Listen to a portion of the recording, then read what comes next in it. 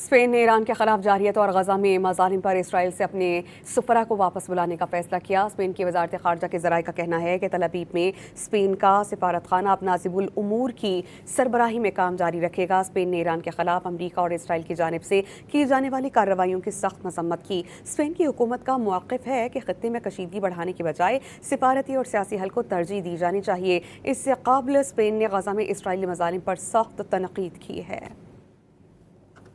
Spain ने Iran के खिलाफ जारियत और गजा में मज़ालिम पर इसराइल से अपने सफ़रा को वापस बुलाने का फैसला किया। स्पेन की वजारत ख़ारजा के ज़राए का कहना है कि तल अवीव में स्पेन का सिफारतखाना अब नाज़िबुल उमूर की सरबराही में काम जारी रखेगा। स्पेन ने ईरान के खिलाफ अमरीका और इसराइल की जानिब से की जाने वाली कार्रवाइयों की सख्त मजम्मत की। स्पेन की हुकूमत का मौक़िफ़ है कि ख़ित्ते में कशीदगी बढ़ाने की बजाय सिफारती और सियासी हल को तरजीह दी जानी चाहिए। इससे क़ब्ल स्पेन ने गजा में इसराइली मज़ालिम पर सख्त तनक़ीद की है।